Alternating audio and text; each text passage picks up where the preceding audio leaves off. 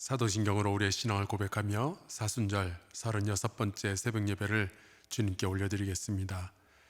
전능하사 천지를 만드신 하나님 아버지를 내가 믿사오며 그 외아들 우리 주 예수 그리스도를 믿사오니 이는 성령으로 잉태하사 동정녀 마리아에게 나시고 본디오 빌라도에게 고난을 받으사 십자가에 못 박혀 죽으시고 장사한 지 사흘 만에 죽은 자 가운데서 다시 살아나시며 하늘에 오르사 전능하신 하나님 우편에 앉아 계시다가 저리로서 산자와 죽은 자를 심판하러 오시리라. 성령을 믿사오며 거룩한 공회와 성도가 서로 교통하는 것과 죄를 사하여 주시는 것과 몸이 다시 사는 것과 영원히 사는 것을 믿사옵나이다. 아멘. 함께 찬송가 279장 같이 찬양하겠습니다.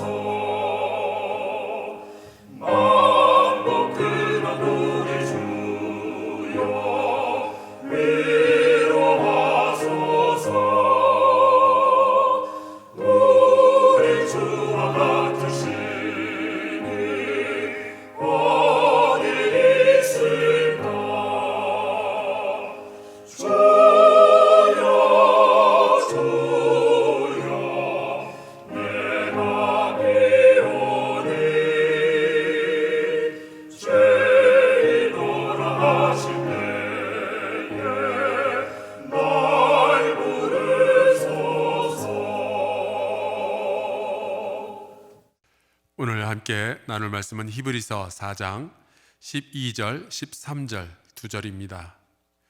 제가 받들어서 읽겠습니다.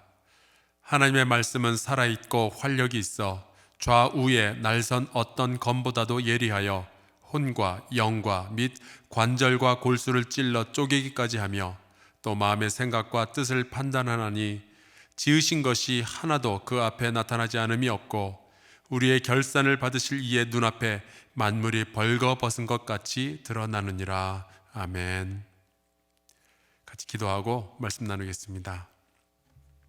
우리의 약함과 악함을 다 아시면서도 선한 손길을 멈추지 않으시는 사랑의 하나님께 감사합니다. 주님의 성실하심은 우리의 게으름을 가리고 주의 인자하심은 우리의 악독함을 감춰주셔서 감사합니다. 지금은 코로나19 때문에 우리 모두가 숨죽이고 살아가지만 언젠가 주께서 깨끗한 공기와 자유로운 만남의 시간을 주실 줄로 믿습니다. 주의 이름을 높여드리며 이 시간 주 앞에 예물을 올려드립니다. 주께서 축사하시고 하나님의 나라에서 당연히 일어나야 할 일들이 우리의 삶 가운데 일어나게 하여 주옵소서. 바친 손길들 기억하여 주시고 저희의 삶에 하나님의 능력이 더하여짐을 보게 하여 주옵소서. 우리의 다음 세대가 믿음으로 세워지게 하시고 선교의 부르심에 응답하게 하여 주옵소서. 예수 그리스도의 이름으로 기도하옵나이다. 아멘. 2020년 사순절이 오늘까지 포함해서 5일 남았습니다. 지금까지 함께 해주신 하나님께 감사드리고 또 성도 여러분께 진심으로 감사를 드립니다. 해마다 반복되는 사순절이지만 해마다 새로운 은혜를 제가 경험하게 됩니다. 올해는 정말로 새롭고 다르고 놀라웠다라는 말씀을 여러분과 나누고 싶습니다. 사실은 제가 사순절의 마지막 날 드릴 법한 얘기를 여러분께 지금 드리고 있지만 요즘은 생각났을 때 표현하는 것이 좋겠다라는 생각을 하고 있어서 그렇습니다. 성도 여러분을 사랑하고 정말 보고 싶습니다. 지금까지 우리가 잘 참아왔는데 이웃의 안전을 위해서 우리의 만남의 즐거움을 내려놓았고 또 그렇게 기다려왔죠. 조금만 더 잘 참아서 인내의 아름다운 열매를 거둘 수 있기를 바랍니다. 우리 교회도 참 큰 어려움에 처해 있지만 우리보다 더 힘들어하는 작은 교회들이 있지요. 그들을 돕기 위해서 헌금을 해주신 우리 성도들이 계십니다. 신권주 성도님, 김은아 일 집사님, 동준 지은 가정, 김훈 성도님, 이기자 권사님, 김태하 성도 가정, 안태승 성도님, 이혜정 성도님, 민재 가정, 또 김동현 박다현 집사님, 노은 민재 가정, 조영애 권사님, 전홍석, 전선영, 전은영 성도님 가정, 이지수 장로님, 최미자 권사님, 이성훈 권사님, 이민아 집사님, 서영 민준 가정, 그리고 54-1 여선교회에서 예물을 드렸습니다. 그래서 정말 힘들어하는 작은 교회들의 월세를 대신 납부합니다. 주께서 기억하시고 드리는 가정과 그리고 여선교회의 건강과 평화 그리고 그의 후손들이 누릴 큰 복을 주시기를 바랍니다. 어제는 하나님의 말씀이 우리를 위로하신다라는 그런 말씀을 나누었습니다. 여러분, 누군가의 말이 나에게 위로를 주려면 세 가지 정도가 필요할 것 같습니다. 우선 말하는 분이 좋은 분, 내가 신뢰할 수 있는 분이어야죠. 아무리 좋은 말도 내가 싫어하는 사람의 입에서 나오면은 받아들이기가 힘듭니다. 또 그 말이 나에게 위로가 되려면 그가 진정으로 하는 말이어야 되겠죠. 내가 힘들다는데 건네는 위로의 말이 그냥 건성건성 아니면 말고 그런 식으로 얘기하면 오히려 우리의 기분이 나쁠 수도 있습니다. 세 번째로는 그 말에 능력이 있어야 됩니다. 아무리 좋은 분이 또 진정으로 말해줘도 이게 말이 안 되고 그러면은 우리가 받아들이기가 어렵죠. 여러분, 하나님은 좋은 분이십니다. 그분이 우리의 아버지이십니다. 그분은 성실하시고요, 그 하나님은 우리를 사랑하십니다. 아버지 하나님은 우리가 아프고 힘들어하는 것을 원치 않으십니다. 그리고 그분의 말씀은 진리죠. 우리의 모든 것을 다 알고 하시는 말씀입니다. 하나님의 말씀 속에서 우리가 위로를 얻을 수 없다면 우리는 그 어느 것에서도 진정한 위로는 얻지 못할 것입니다. 여러분이 힘들고 아프고 외로울 때 하나님의 말씀 속으로 더 깊이 들어가고 그분의 말씀 속에서 고난을 넉넉히 이겨낼 만한 위로와 힘을 얻으시기를 주의 이름으로 축원합니다. 오늘은 그 하나님의 말씀의 능력 가운데서도 아주 특별한 능력에 대해서 말씀을 드리려고 합니다. 우리가 하나님의 말씀을 대할 때 보통 이런 식으로 표현을 하죠. 내가 말씀을 읽는다. 사실 맞습니다. 우리가 성경을 펴고 창세기로부터 요한계시록까지 우리가 읽어나갑니다. 어떤 분들은 이 읽는 것으로 성이 안 차서 성경 말씀을 노트에다가 직접 적기도 합니다. 올해도 성경 필사하고 계시는 분들이 참 많이 계시죠.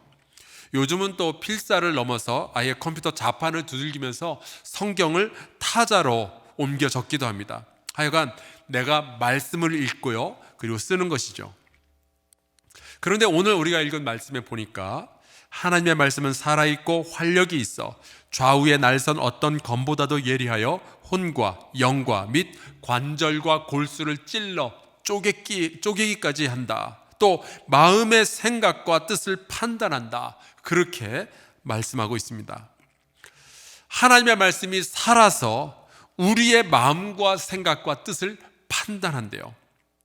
그렇다면 여러분, 말씀이 나를 판단한다면 내가 하나님의 말씀을 읽고 있는 겁니까? 아니면 하나님의 말씀이 지금 나를 읽고 있는 겁니까? 하나님의 말씀이 살아있다는 것은요, 그 말씀이 나를 조사하고 가르치고 변화시킨다라는 뜻입니다. 그 말씀 앞에 우리가 서게 되면은 내 안에 있는 것들이 다 드러나게 되는 거예요. 내가 무엇을 잘못하고 있는지, 내가 무엇을 더 해야 되는지 말씀 앞에만 서면은 우리가 알게 되는 거죠. 저는 성경을 대하는 방식에는 늘 5가지가 있다라고 말해왔습니다. 하나님의 말씀은 우선 들어야 되겠죠. 성경은 원래 누군가 큰 소리로 읽으면 나머지 사람들이 듣도록 그렇게 쓰여져 있습니다. 고대에는 이제 종이도 귀했고 또 인쇄술도 발달이 되어 있지 않았었으니까요.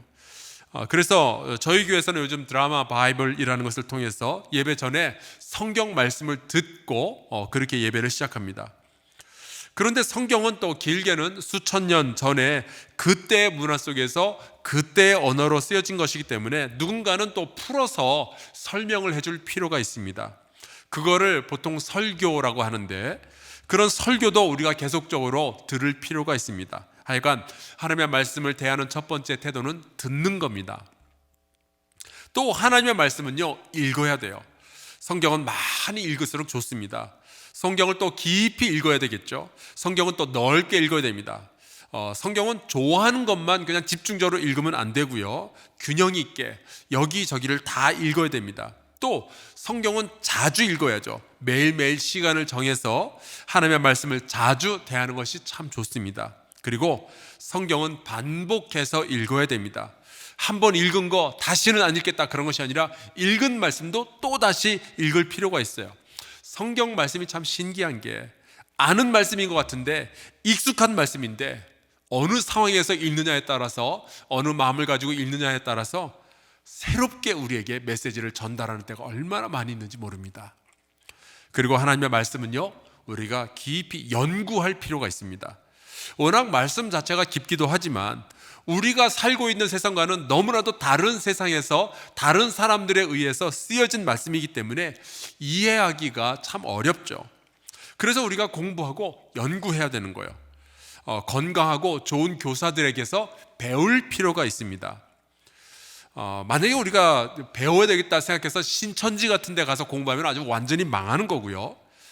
그래도 신학교육을 잘 받고 교회 역사를 잘 알고 교회가 무엇인지 건강하게 이해하는 사람들에게서 배우고, 때로는 참고서적을 읽어가면서 성경 말씀을 연구해야 됩니다. 그리고 하나님의 말씀은 묵상해야 됩니다. 묵상이라는 것은 그 말씀이 지금의 나에게 주시는 메시지를 찾아내는 거예요. 더 나아가서 이 묵상이라는 것은 하나님 아버지, 성경 말씀을 쓰신 분과의 교제의 시간, 대화의 시간이기도 합니다. 묵상을 하다 보면요, 하나님의 말씀은 살아있기 때문에 나에게 대화를 걸어올 때가 있어요. 대화를 걸어오시는 하나님의 음성으로 들릴 때가 있습니다. 그러면은 우리가 대답하기 시작하는 거예요. 그렇게 묵상을 하다 보면은 우리는 하나님과 대화를 하게 되는 거죠. 마지막으로 하나님의 말씀은요, 우리가 암송할 필요가 있습니다. 아무리 우리가 많이 읽고 연구하고 묵상해도요, 기억이 안 나면은 이건 또 곤란합니다. 우리가 늘 성경을 들고 다니는 거 아니잖아요. 그리고 어떠한 상황이 됐을 때 어디를 펴봐야 되는지 찾아볼 수도 없잖아요. 그런데 우리가 말씀을 많이 암송을 하고 있다면, 내가 누군가를 만났다든지 어떤 상황이 되었을 때 튀어나오는 하나님의 말씀이 있어요. 그러면은 그 말씀을 붙잡고, 혹은 그 말씀에 붙잡혀서 우리가 잘 이 인생을 살아갈 수가 있게 되는 거죠.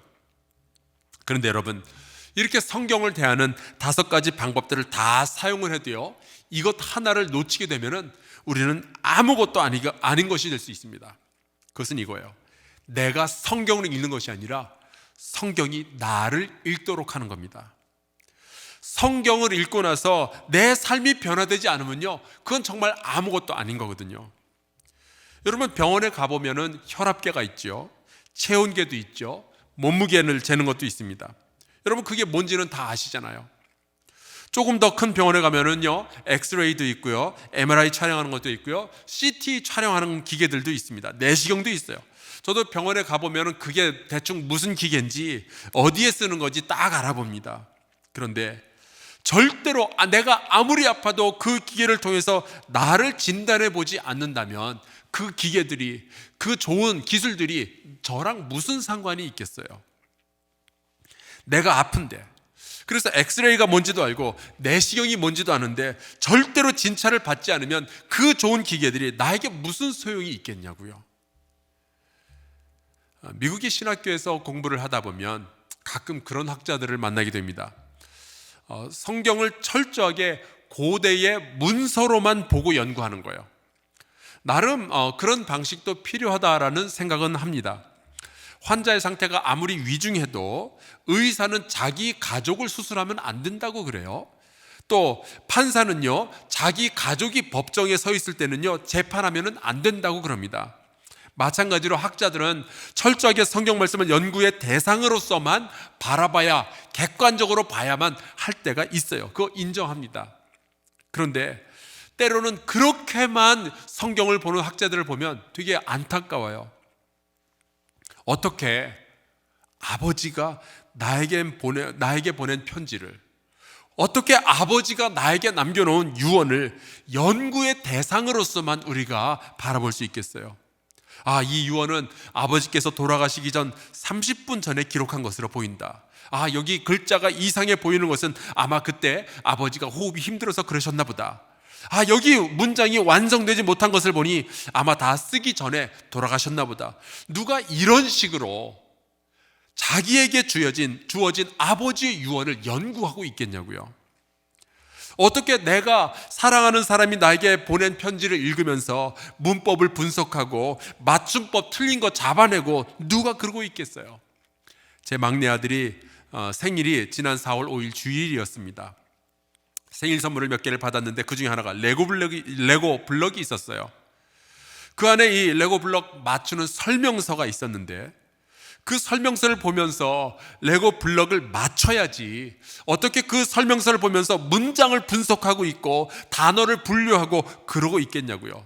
그러고 앉아있으면 선물을 준 제 마음이 어떻겠어요? 속이 터지는 거죠. 여러분, 성경 말씀은 하나님, 우리 아버지의 말씀입니다. 그 말씀은 하나님께서 허공에다 대고 소리를 지른 것을 그냥 모아놓은 것이 아니고 아버지가 그 사랑하는 자녀들에게 주신 말씀이에요. 너희가 이런 죄를 짓고 있구나. 그 죄에서 빠져나와야 된다고요. 믿음으로 구원받으라고요. 내가 너희를 위하여서 이런 소망의 말씀을 주노라. 우리에게 주시는 말씀이에요. 그래서 그 하나님의 말씀은 활력이 있어서요, 우리의 혼과 영 안에 있는 모든 세밀한 부분까지 전부 드러내고 고치고 변화시킬 능력을 가지고 있는 거예요. D.L. 무디 목사님께서 이런 말씀을 하셨어요. 성경은 우리의 지식을 더하기 위함이 아니라 우리의 삶을 바꾸기 위하여 주어졌습니다. 스테인리 존스 목사님은 이렇게 말씀하셨어요. 성경은 나의 생각의 방향을 바꾸고 나의 감정을 정화시키고 나의 마음에 깨달음을 주고 나의 전부를 생명력 있게 합니다. 히브리서 4장은 이렇게 말합니다. 하나님의 말씀은 좌우의 날선 어떤 검보다도 예리하다. 그렇다면 여러분, 하나님의 말씀이 나를 진찰하고 나를 드러내도록 말씀 앞에서 정직하게 무릎 꿇을 필요가 있습니다. 주님의 말씀에서 벗어나고 있는 나의 생각, 나의 언어, 나의 뜻을 전부 사로잡아 그리스도 앞에 복종하게 할 필요가 있습니다. 나의 죄악을 잘라내고 나의 교만을 고발하고 나의 어둠을 밝히도록 하나님의 말씀이 가진 능력을 신뢰하며 겸손히 그 말씀을 받고 내 삶을 바꾸어 나가는 저와 여러분이 될 수 있기를 주의 이름으로 축원합니다. 우리 함께 주기도문으로 예배를 마치고 이어서 공동의 기도 제목을 가지고 잠시 기도하도록 하겠습니다. 하늘에 계신 우리 아버지여, 이름이 거룩히 여김을 받으시오며 나라가 임하시오며 뜻이 하늘에서 이루어진 것 같이 땅에서도 이루어지이다. 오늘 우리에게 일용할 양식을 주시옵고 우리가 우리에게 죄 지은 자를 사하여 준 것 같이 우리 죄를 사하여 주시옵고 우리를 시험에 들게 하지 마시옵고 다만 악에서 구하시옵소서. 나라와 권세와 영광이 아버지께 영원히 있사옵나이다. 아멘.